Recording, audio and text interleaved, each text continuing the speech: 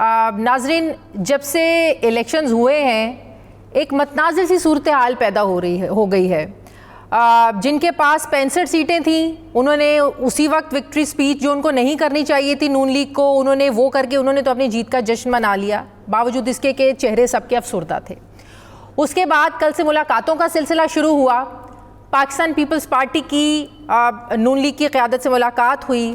اس میں کچھ کہا جا رہا ہے کہ کچھ چیزوں پر معاملات رک گئے, بہرحال ملاقات ہوئی.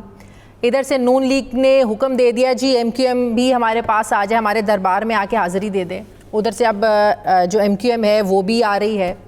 اس وقت جو پاکستان پیپلز پارٹی کی سچویشن ہے وہ ہے کنگ میکر کی ان کی سچویشن بن گئی ہے. ان کے بغیر کوئی حکومت نہیں بنا سکتا, چاہے وہ انڈیپینڈنٹ کے ساتھ ملے چاہے وہ نون لیگ کے ساتھ ملے.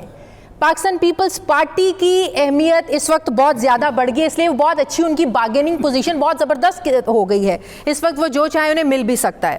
لیکن ایک اور جو بڑی ایک انوکھی جو ڈیولپمنٹ ہے اور اس بار ہمیں دیکھنے میں آ رہا ہے وہ ہو رہا ہے کہ بہت زیادہ جو ریزلٹس ہیں ان کو چیلنج کیا جا رہا ہے.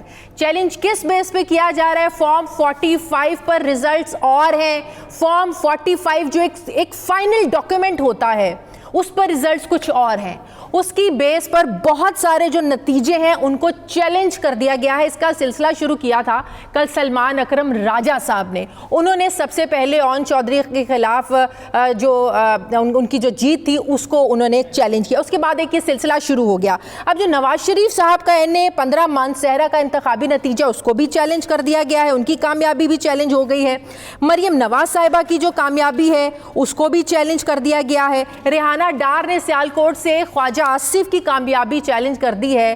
وہ تو واقعی رات کو سوئے تو ریحانہ صاحبہ جیت رہی تھی, صبح اٹھے تو واقعی ان کی جو تھی نا وہ جیت ہار میں بدل چکی تھی, انہوں نے بھی چیلنج کر دیا. عطا تارڑ کی کامیابی اور فارم 47 اس کو بھی چیلنج کر دیا گیا ہے. عالیہ حمزہ کے جو ہسبینڈ ہیں انہوں نے NA-118 پر حمزہ شہباز کی کامیابی انہوں نے بھی لاہور ہائی کورٹ میں چیلنج کر دی ہے.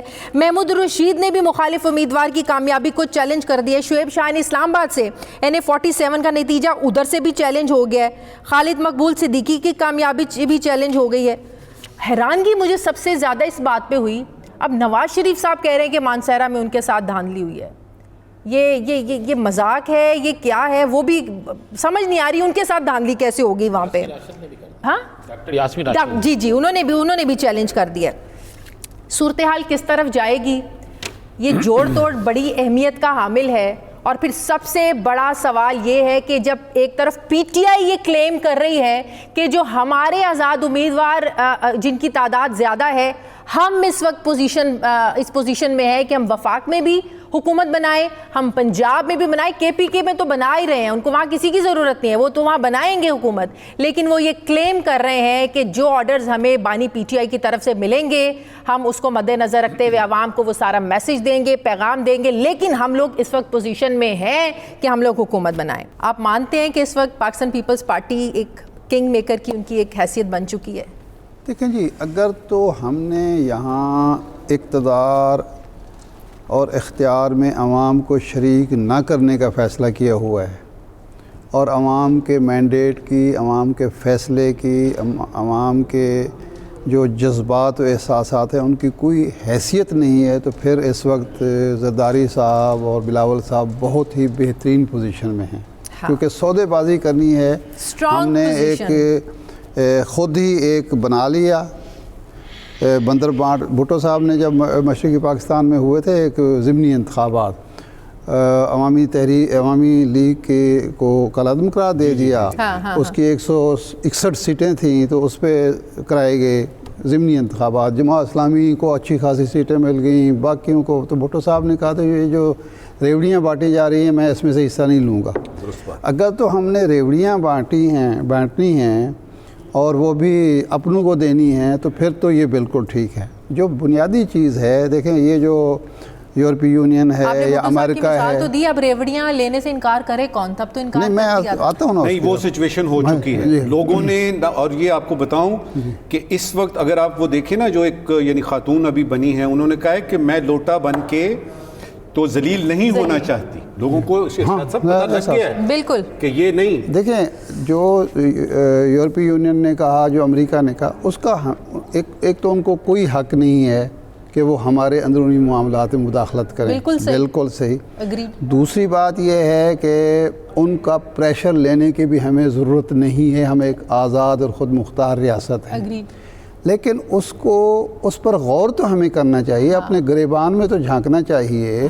ان کے پریشر میں نہیں, ان کے پریشر میں اپنے طور پر کہ جو وہ کہا جا رہا ہے وہ درست ہے یا غلط ہے.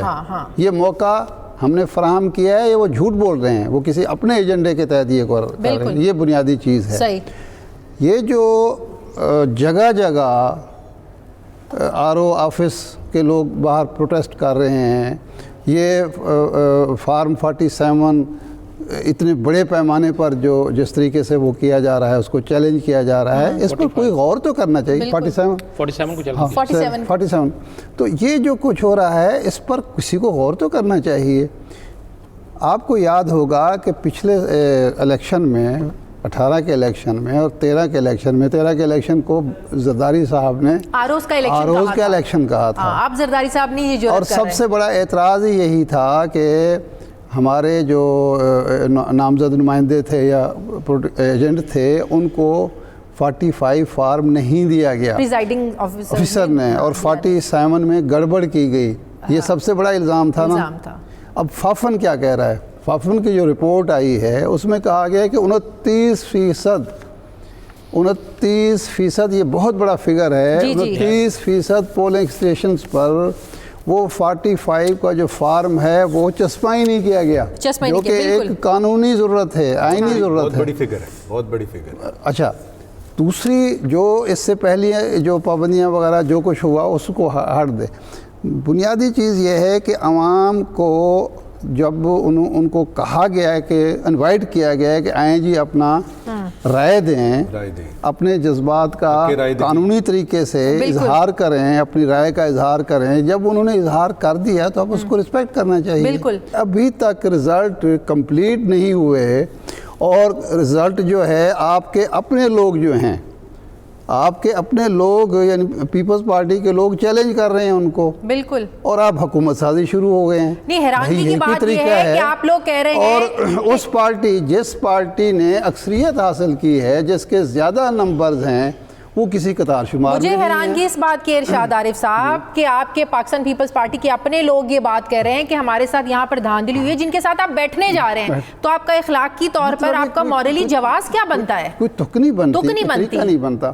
اچھا, اب کہا یہ جا رہا ہے, جو بات کی جاتی, پہلے تو ہم یہ بات کر چکے ہیں کہ اب عدالت کو بھی, عدالت عظمیٰ کو بھی, عدالتوں کو بھی بیہیو کرنا چاہیے اور اپنے جو فیصلے ہیں ریورس کرنے چاہیے اور اس معاملے کو اب سلجھانا چاہیے, اور یہ پارٹی کو آپ باہر نہ رکھیں, اور یہ جو منڈی لگانی ہے ضمیر فروشی کا کاروبار نہ ہونے دیں. کیونکہ الیکشن کمیشن کو بھی اس پر وہ کرنا چاہیے, جو ROز اس کے قابو میں نہیں ہیں, ہمیں لوگوں کو, عوام کو بتایا جائے کہ جناب یہ ROز جو ہے خود رزلٹ بنا رہے ہیں. بالکل.